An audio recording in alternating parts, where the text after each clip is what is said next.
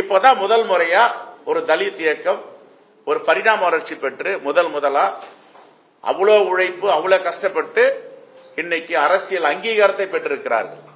இந்த நிஜம் இந்த உண்மை அண்ணாமலைக்கு தெரியலனா அவர் என்ன தலைவர், அந்த எந்த அடிப்படையில் அவர் தலைவரா நியமிச்சிருக்கான்னு தெரியல.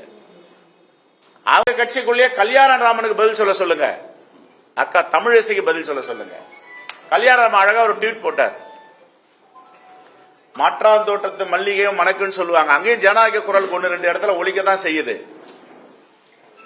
அதனால இது மாதிரி அருவருப்பான அரசியல், அகங்கார அரசியல், ஆணவ அரசியல் பேசினா அண்ணாமலைக்கு நாங்க தினமும் பதிலடி கொடுப்போம். நாங்கெல்லாம் ரொம்ப சாதாரண கீழ்நிலையில இருந்து எளிமையான குடும்பத்தில் பிறந்து வந்திருக்கோம். திமிரு கிடையாது, எங்க கிட்ட ஆணவம் கிடையாது, அகம்பாவம் கிடையாது. இவர் சொல்றாரு மாண்புமிகு முதலமைச்சர் வெளிநாடு போடுவதற்கு என்ன மர்மம், வெள்ளை அறிக்கை தருவாரான்றார. அதுக்கு நான் சாட்சி உட்காந்துருக்கேன். மாண்புமிகு முதலமைச்சர் அவர்கள் எவ்வளவு புரிந்துணர்வு ஒப்பந்தம் போட்டிருக்கார், எவ்வளவு முதலீடுகளை தமிழ்நாட்டுக்கு கொண்டு வந்திருக்காரு, எவ்வளவு பேருக்கு வேலை வாய்ப்பு கொடுக்கப்பட்டிருக்குன்னு நான் கேட்கிறேன். திருப்பி மோடி என்ன சொன்னாரு, உங்க குருநாதர் நான் பயாலஜிக்கல் மேன் என்ன சொன்னாரு, இறைவனால் அனுப்பப்பட்டவர், வருடத்திற்கு 2 கோடி பேருக்கு வேலை வாய்ப்பு தருவார். தந்தாரா?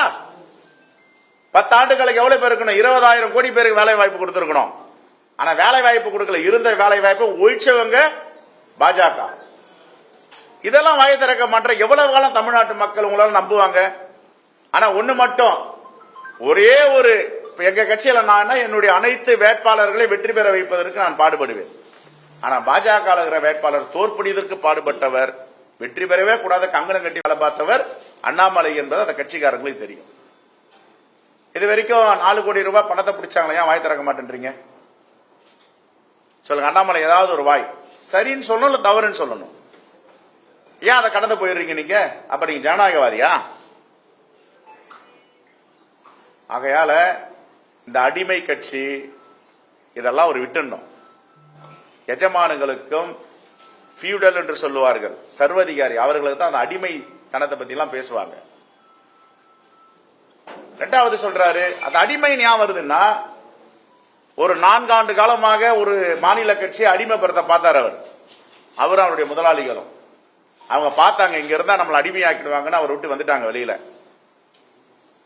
அந்த வெறுப்பு. ஆகல ஜனநாயகத்தை கத்துக்கணும், ஜனநாயகத்தை பேசணும். நாங்கெல்லாம் ஏதாவது பேசுறோமா? இது வரைக்கும் கன்னடிகாவுக்கு உறுதுணையா இருந்தவர், காவிரி பிரச்சனை நான் கன்னடிகாவா தான் இருப்பேன், தமிழனா இருக்க மாட்டேன், நாங்க எப்பாவது பேசியிருக்கோமா? இப்ப பேச வைக்கிறார். இன்னும் சிருங்கேரி மட ரகசியங்கள்லாம் இருக்கு, எல்லாத்தையும் நாங்க வெளியிடுவோம். பேசினா வெளியிடுவோம். நாங்க நாகரிகமா இருக்கோம், நிறைய நாகரிகமா இருக்கும். சோபா கரத்னு ஒரு அம்மா இப்ப அமைச்சராக ஆயிட்டாங்க. அவங்க பெங்களூர் எம்பி. என்ன சொன்னாங்க அவங்க? சோபனா கரத் என்ன சொன்னாங்க? தமிழ்நாட்டு மக்கள் ராமேஸ்வரம் சிற்றுண்டி விடுதலை வெடிகுண்டு வச்சுட்டு போயிட்டாங்க. ஒரு கண்டிப்பு, நீ தான் தமிழ் துரோகி தானே, நீ ஒரு கண்டிக்கிறோம். எங்க காங்கிரஸ் கட்சியில தமிழ்நாட்டை பத்தியோ தமிழத்தை பத்தி யார சொன்னா கண்டிப்பேன். உனக்கே அந்த கண்டிக்கிற தைரியம் இல்ல. ஆகையால் இந்த அடிமை என்ற வார்த்தை இதெல்லாம் அவரு குறைச்சிக்கணும். யார் யாருக்கு அடிமையா இருந்தாங்க இன்னும் பேசலாம்.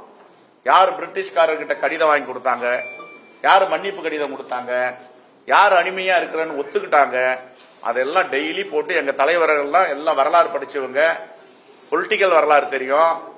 ஒரு வகுப்புல 1ஆம் வகுப்புல இருந்து 8ஆம் வகுப்பு வரைக்கும் படிப்பான். அடுத்த பரிணாம வரிச்சு அடுத்த பள்ளிக்கூடத்துக்கு போயிட்டு 8ல இருந்து 12 வரைக்கும் படிப்பான். அப்புறம் இளங்கலைக்கு கல்லூரியில சேருவான், முதுகலைக்கு கல்லூரியில சேருவான், முனைவர் பட்டம் வாங்குவான். அரசியல் இதுதான் பரிணாம வளர்ச்சி. ஆனா யாருக்கும் துரோகம் பண்ணக்கூடாது, எந்த கட்சிகளும் சகதி வாரி அறியக்கூடாது.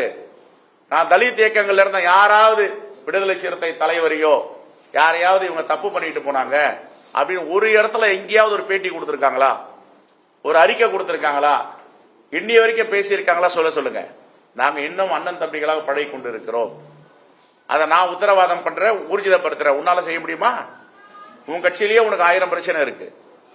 சொந்த வீட்டை பார்க்காம பிறர் வீட்டில் போய் கையை வைக்கிறது அநாகரிகம் என்பதை அவர் புரிந்து கொள்ள வேண்டும்.